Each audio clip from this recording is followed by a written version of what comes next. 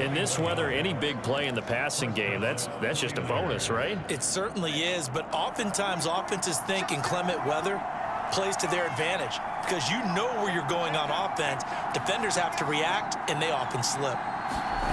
Inside the red zone here, they'll look to throw. On the move to his left. And he hauls it in the end zone. Touchdown, San Francisco. A great effort there. His 11th touchdown of the year. The 49er offense set to get this drive underway. And now you've got the clock winding down here in the third quarter. You're 3 scores to the good. What's your approach on this drive? Too early to fully commit to playing the clock game. Yet at the same time, you're also not going pell-mell like you would in 2-minute offense. This is what NFL offenses call 4-minute football. Take the clock out of the game a little bit, wind it down, but at the same time, keep advancing the ball down the field. Throwing again on second down. Lance flushed out right. They go with a shuffle pass, and it's complete. We talk about mobility on quarterbacks all the time. Here's where it really pays off. Able to move, evade, and is accurate throwing on the run and picking up a first down. They go play action here on first down. And his throw's going to be incomplete. Yes, sir. How about an attaboy there on first down? Got his hand in and knocked it away. Lance looks to throw again. Escaping the pressure right. 6 yards there off the scramble, but it'll still leave him with a third down. Well, he's proven real effective running the football. No one open, don't force it. Just get what you can, and that's what he's done very well in this game. On third down, here's Sermon.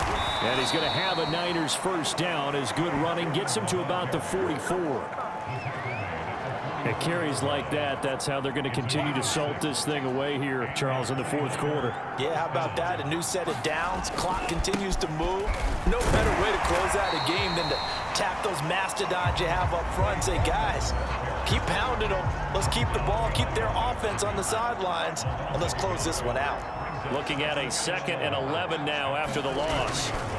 A give for Sermon running right. And he'll take this one up close to about the 45.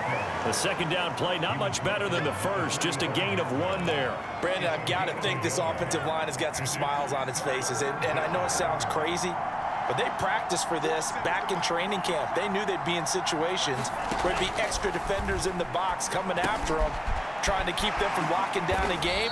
Right now, they want to show the world they're up to the challenge. Now, after the completion, we're going to get a timeout, an injured player. So into Pat's territory now. Here's 1st and 10 at the 44-yard line. We'll get a report when we return to Foxborough.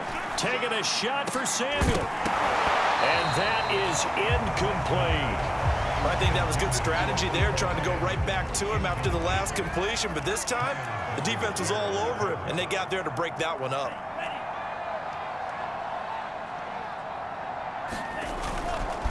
Now a handoff. Sermon.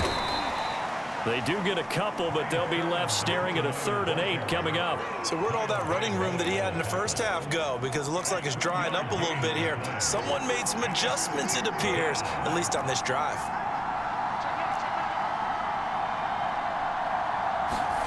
Throwing is Lance on 3rd down. Going to throw right side here. Complete. And he's got another first down as the tackle's going to be made at the Patriots' 20-yard line.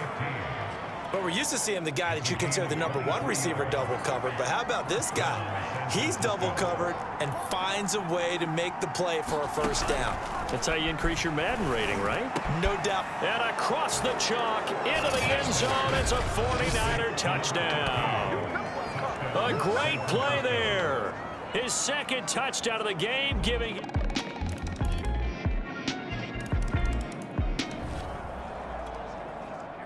We are in the 4th and final quarter as the offense will have the football starting this drive 1st and 10. They'll try and run some clock here as they keep it on the ground. And maybe a measure of revenge there. He's had his way in this one, but this time they get him behind the line. He'll lose a yard there, and it's 2nd and 11.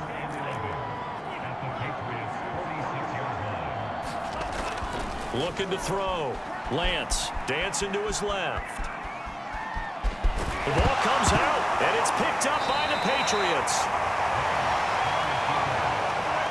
Playing in snow brings so many other factors into the game. It's not just trying to take. The 49er offense set to get this drive underway. They're looking at a third straight win here if they can hold on. The running left is Sermon. And taking it across midfield and inside the 45. 117 yards on the ground for him now as he has gotten better, really, as the night's gone on. And not totally home free yet, but it's looking good as they come up 1st and 10. Now it's Sermon. And down to the 36-yard line here. 7 yards on the pickup there, and it'll leave him with a 2nd and 3.